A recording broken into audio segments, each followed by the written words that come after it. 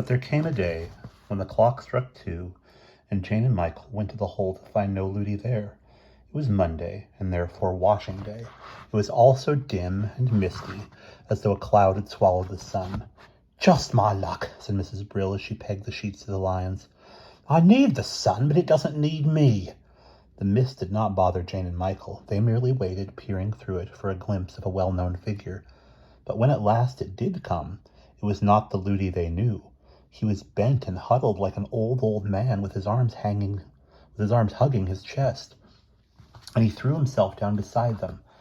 They saw, and as he threw himself down beside them, they saw that he was weeping. "What is it, Ludi? We have brought you some pears. Don't you want to eat them?" No, I am troubled in my heart. Something is trying to speak to me. I can hear a knocking." "Where?" They looked about uneasily. There was no sound anywhere but the rise and fall of Miss Andrews' snoring. "In here," Ludi beat his breast, rocking himself to and fro. "They are calling me. Knock, knock, knock. Kira said I would surely know. They are telling me to come home. Alas, what must I do?" He looked at the children with streaming eyes. "The lady with the flower in her hat, she would understand." "Mary Poppins!" Michael shouted. "Mary Poppins, where are you?" "I am not deaf nor in Timbuktu, and you, Michael, are not a hyena. Kindly speak more quietly. Annabel is asleep." The hat with the pink rose bobbing on it leant over the top of the fence. "Tell me what is the matter, Ludi?" Mary Poppins looked down at the sobbing child. "I hear a knocking inside me here." Ludi put his hand on his heart. "I think they are sending for me." "Then the moment has come for you to go home. Climb to the hole and follow me." "But Miss Under, her porridge, her medicines, and my learning of many things." Ludi eyed her anxiously. "Miss Andrew will be taken care of," said Mary Poppins firmly. "Come with me, all of you. There is not much time." Jane and Michael helped the half-willing boy hurriedly through the gap, and Mary Poppins took his hand, placing it closely beside her own on the handle of the perambulator. As the little procession made its way through a corridor of wet white sheets, they were all silent as they hurried through the misty garden. Across the lane where the ripe cherries hung from the branches, each cluster veiled in white, and into the park with its hazy shapes of bushes, trees, and swings. The park keeper, like an eager dog, came lolloping toward them. "Observe the rules, remember the bylaws. You've got it on your piece of paper," he said, looking at Ludi. "Observe them yourself," said Mary Poppins. "There's some waste paper over there. Put it in the litter bin." The park keeper turned sulkily away and went toward the litter. "Who does she think she is?" he muttered, but no answer came to his question. Mary Poppins marched on, stopping only at the edge of the lake to admire her own reflection, with its misty rose-bedecked hat and wide knitted scarf with its matching roses that today she wore around her shoulders. "Where are we going, Mary Poppins? Where could they go in this mist?" thought Jane. Walk up, said Mary Poppins, and it seemed to the children she was herself walking up, putting her foot upon a cloud as if it were a staircase, and tilting up the perambulator as though climbing a hill. And suddenly they were all climbing, leaving the park behind them, walking upon the misty substance that seemed as firm as a snowdrift. Ludi leant against Mary Poppins as though she were the one safe thing in the world, and together they pushed the perambulator while Jane and Michael followed. "Observe the rules," the park keeper shouted. "You can't climb the clouds. It's against the bylaws. I shall have to inform the Prime Minister." "Do," Mary Poppins called over her shoulder, as she led them higher and higher. On they went, ever upwards, with the mist growing firmer at every step, and the sky around them brighter, till at last, as though they had come to the top of a staircase, a gleaming cloud field had spread out before them, as flat and white as a plate.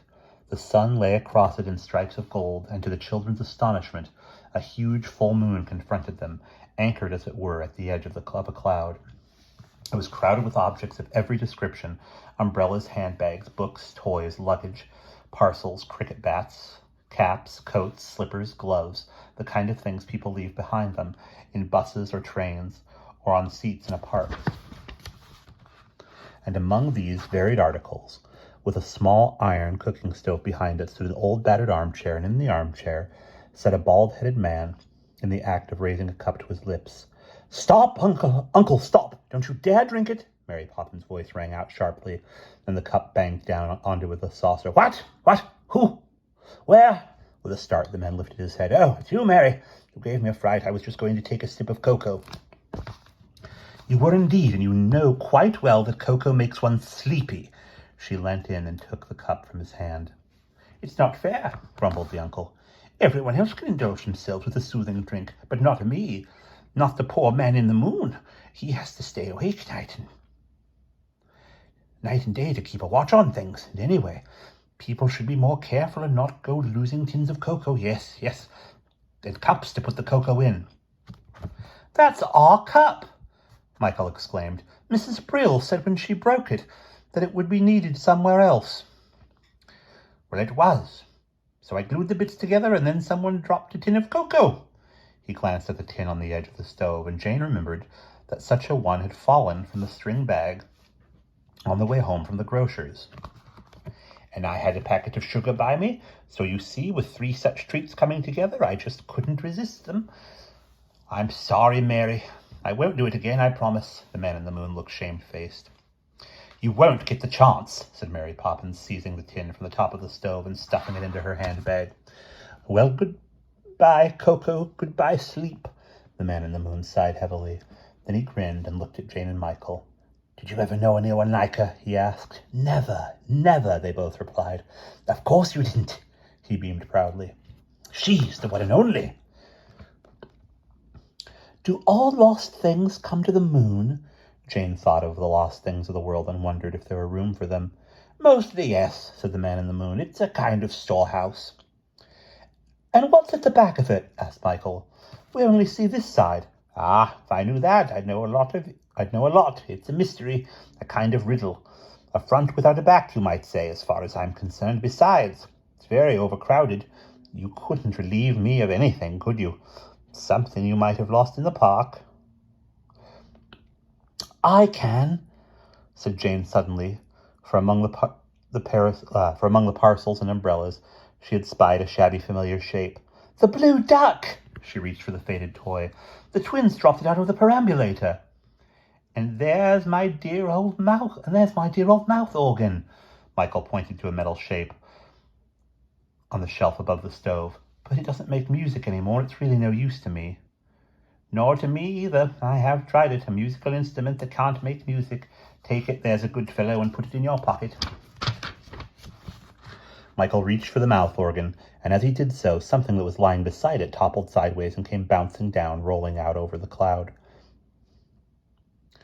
Oh, that is mine, my lost coconut. Ludi stepped from beside Mary Poppins and seized the moving object. It was brown and shaggy, round as a ball, one side of it closely shaven, with a round face carved upon it. Ludi hugged the hairy thing to his breast. My father carved it, he said proudly, and I lost it one day in the tide of the sea. And now the tide has given it back. But you, young man, should be on your way. They are all waiting for you on the island. And Kiera is at her clay stove, making spells with herbs for your safe return. Your father has lately hurt his arm, and he needs your help in the canoe. The man in the moon spoke firmly to Ludi. He is on his way, said Mary Poppins. That is why we are here. Ha! I knew you had something up your sleeve. You never visit me, Mary, my dear. Just for a friendly cup of tea, or perhaps I should say cocoa? The man in the moon grinned impishly. I want you to keep an eye on him, for he is young for such a long journey, Uncle. As if I could help it. You know that. Not a wink will I take, much less 40. Trust your old uncle, my girl. How do you know Kiera? Asked Jane.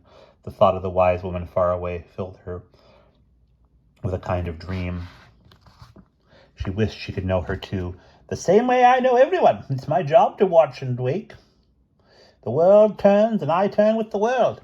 Mountain and sea, city and desert, the leaf on the bough, and the bough bare. Men sleeping, waking, working, the cradled child, the old woman, the wise ones and the not-so-wise, you in your smock, Michael in his sailor blouse, the children on Luti's South Sea Island, in their girdles of leaves and wreaths of flowers, such as he too will wear in the morning. Those things he has on now, Mary, would be most unsuitable. I have thought of that, thank you, said Mary Poppins, unfastening Ludi's stiff collar, and with her usual lightning speed sweeping off jacket and knickerbockers and Mr. Banks's big boots.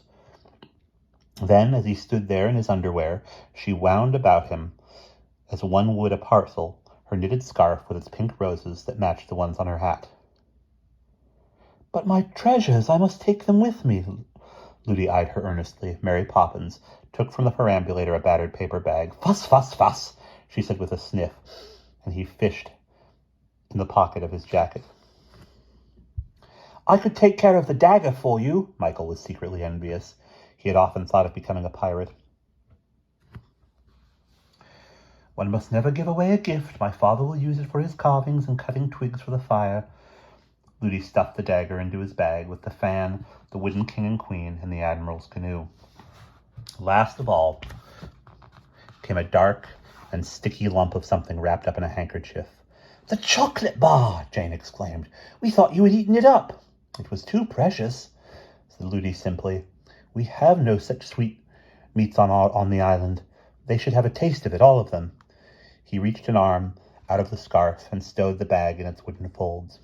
Then he picked up the shaggy coconut, held it for a moment to his heart, thrusting it at the children. "Remember me, please," he said shyly. "I am indeed sad to leave you." Mary Poppins picked up the folded clothes and laid them neatly on the floor of the moon. "Come, Ludi, time to go. I will show you the way. Jane and Michael, take care of the little one. Uncle, remember your promise." She put her arm round the pink knitted bundle, and Ludi turned within it, smiling. "Peace and blessings." He held up his hand. "Peace and blessings," cried Jane and Michael. "Do exactly as she tells you," said the man in the moon. "And peace and blessings, my boy." They watched him being marched away over the white cloud field to the place where it met the sky. There Mary Poppins bent down to him, pointing to a string of cloudlets that floated like puffballs in the blue. They saw Ludi nod as he gazed at them, saw him hold up his hand in a farewell gesture. Then his bare legs took a little run that ended in an enormous leap. "Oh, Ludi!" they cried anxiously and gasped with relief as he landed safely in the middle of the nearest puffball. Then he was skimming lightly across it and jumping on to the next. Oh, he went bounding over the gulfs of air between the floating clouds. A shrill sound came back to them. He was singing. They could distinguish the words. "I am Ludi, son of the sun. I am wearing a garment of roses. I am going to my island. Peace and blessing, oh clouds." Then he was silent and lost to sight. Mary Poppins was standing beside them and the moon. When he turned to look at it, it was off on its course, sailing away. "Goodbye," called Jane and Michael, waving. And the faint shape of an arm waved back with an answering call of "Au revoir." Mary Poppins brandished her parrot-headed umbrella and then turned to the children. "Now quick march and best foot forward." The pink rose bobbed jauntily on her hat, and she gave the perambulator a twist and sent it rolling on a downward slope. They seemed to be sliding rather than walking, with the cloud growing mistier every second. Soon the shapes of trees loomed through the haze, and suddenly, instead of air, there was solid earth beneath their feet, and the park keeper and the Prime Minister were coming toward them on the long walk, the emerging sun bright on their faces. "There they are, just like I told you, coming right down out of the sky, breaking the rules and the bylaws." "Nonsense, Smith. They merely walked into the mist, and now it's lifted and you can see them again. It has nothing to do with the bylaws. Good afternoon, Miss Mary Poppins. I must apologize to the park keeper. One would think, to hear him talk, that you had been visiting the moon. Ha ha!" The Prime Minister laughed at his own joke. "One would indeed," Mary Poppins replied with a gracious, innocent smile. "And what have you done with the other one?" the park keeper demanded. "The little brown fellow. Left him up in the air?" He had seen Ludi with the family troop, and now he was with it no longer. The Prime Minister regarded him sternly. "Really, Smith, you go too far. How could anyone be left in the sky, supposing he could get there? You see, we all do shapes in the mist, and your imagination... You see, as we all do, shapes in the mist, and your imagination runs away with you. Get on with your work in the park, my man, and don't go molesting innocent people who are simply strolling through it. But now I must run away myself. They say there is trouble in the lane. Someone appears to have lost their wits, and I must look into it. Good day to you, Miss Poppins. Next time you go climbing into the blue, pray give my respects to the man in the moon." And again, laughing heartily, the Prime Minister swept off his hat and hurried through the park gates. Mary Poppins smiled to herself as she and the children followed closely behind him. Angrily staring after them, the park keeper stood in the long walk. She had made a fool of him again. He was sure she had been up in the sky, and he wished with all his heart she had stayed there. And we will pause there.